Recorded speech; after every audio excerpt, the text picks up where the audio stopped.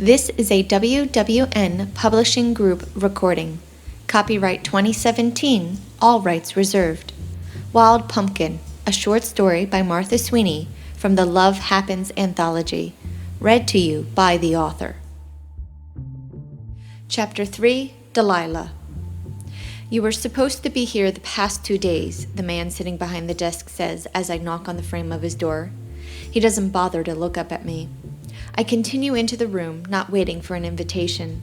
I take a seat on the old beat-up chair across from him and notice the nameplate, Mr. Robert Hobbs. I didn't say you could come in, he states, continuing to scribble on the notepad in front of him. And I definitely didn't offer you a seat. The seat was open, I mentioned passive-aggressively. He looks up and stares at me for several long moments. I study his appearance, noting how he looks like the typical middle-aged, poorly dressed teacher that was common in my high school. You've already wasted enough of my time, he says snidely. Get out of my office. I had to work, I rebut. That's what they all say, he counters, unconvinced by my honesty. It's the truth, I reply. He regards me. You've got 60 hours that you need to complete in 6 weeks. 7 weeks, I correct. 6 now, since you've already wasted my time, as I stated before, he challenges. Fine, 6, I huff. Don't do that, he chides. Do what, I ask. You know what, he returns. I stare at him blankly. He snickers. You think you're the only one who shouldn't be here? That this is a waste of your time? That this is such a huge inconvenience to you and your life? You're the one who's saying it, I comment. You're an inconvenience for me, he claims. You're all the same. You come in here with a chip on your shoulder, thinking you're better than everyone else. These kids have better things to do than deal with adults who have just as many, if not more, issues than they do, he shares. I shrug my shoulders. I'm here, aren't I? If you so much as miss one more day, I will report you, he pushes. My mouth opens to argue, but he cuts me off. I don't want any of your bullshit, he adds. This is my turf and we play by my rules. If you don't like them, then there's the door. Jail might do you good to get that proverbial stick out of your ass that makes you think the world revolves around your every whim. I don't know what comes over me. Usually I chew a guy like this a new asshole.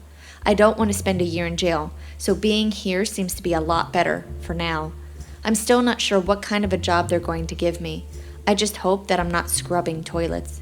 Where's your sheet? He inquires. Sheet? I question. Yeah, he chuckles. Your timesheet. You know, the one I'm supposed to sign off on every time you're here. I don't have a sheet, I answer. I can't tell if he's messing with me or not. Of course you don't, he muses. Fine, then today is a free day for me. What? I ask, still confused. You're going to work today. 2 hours, he explains. Then you're going to go home and look for your hours sheet that you're supposed to bring with you each time you come in. You hand it to me when you get here, and I sign off on the date and times, giving it back to you when you're ready to leave. Okay, I reply, starting to comprehend the process. So, you can sign off on today's hours tomorrow. Nope, he chuckles. Like I said, today is free.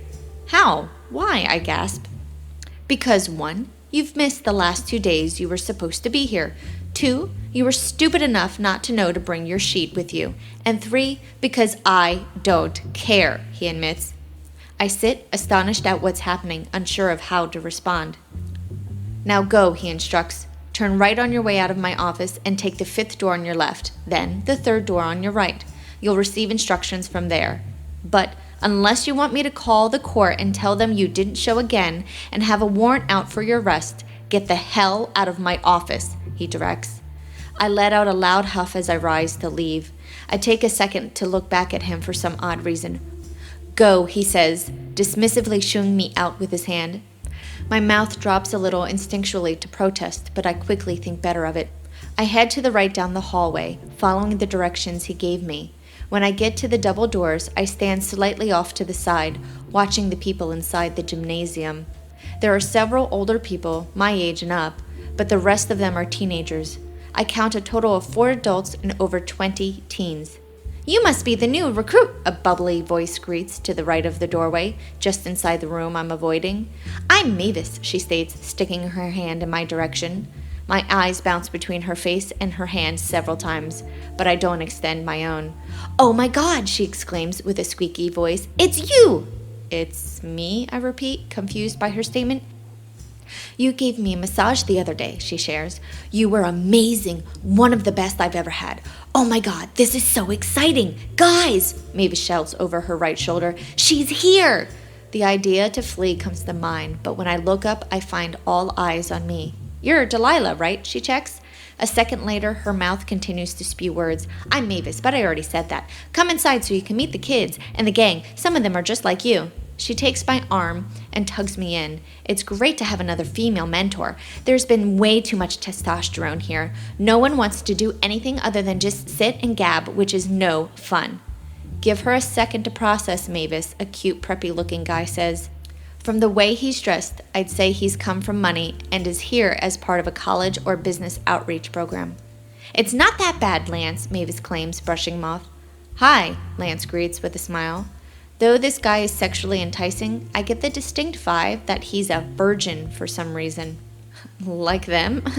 I cough, trying to hide the smile inspired by my devious thoughts while discovering who could be like me. Cordies, as Tank and Benji call themselves, Mavis informs. Cordies? I question nervously, while I take note of the other two male adults. One is tall and muscular, reminding me of an actor I can't quite place, while the other is tall and gangly looking. You know, court-appointed, Mavis says with a smile. You're a Cordy, like us, the tall, muscular one who I now remember reminds me of a younger Mickey Rourke, states in a gruff tone. Yay, I say with my mock enthusiasm. That's Tank, Lank shares as the Mickey Rourke impersonator smiles. You've met Mavis, and this is Benji. Benji smiles and nods. Hey, he says in an overly flirtatious tone. They all stand still, smiling at me, not saying a word. Delilah, right? Tank checks after a few moments of awkward silence, reaching for my hand. I take a small step back, wanting them all to know that there will be no touching at any point between any of us. Right. Come meet the kids, Mavis says excitedly, entwining her arm with mine. Sure, I reply with a shrug, trying to break from her vice-like grip. Mavis yanks me in with her hold, tightening as she calls the teens over. She rattles off their names, and each one raises their hand or lifts a chin to indicate who they are. Most of them seem unimpressed with the roll call, and a few of the boys size me up a little. Lance and Mavis try to rally the 19 boys and 7 girls together as a group, so I decide to take a seat against the wall that's away from everyone. I watch from a distance to get an idea of how this program works. From the looks of it, the kids act more like they're in detention rather than a program. Lance seems to be the leader, but I'm not quite sure. Mr. Hops pops in for barely a minute or two until his phone rings, causing him to be gone more than he's here.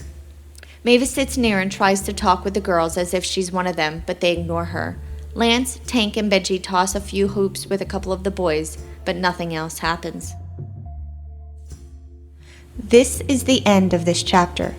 Thank you for listening. I hope you've enjoyed the story so far. To find out about new releases before the general public, be sure to subscribe to my newsletter. You'll find a link below in the description. Also, to be notified when the next chapter is published, make sure you subscribe to my channel.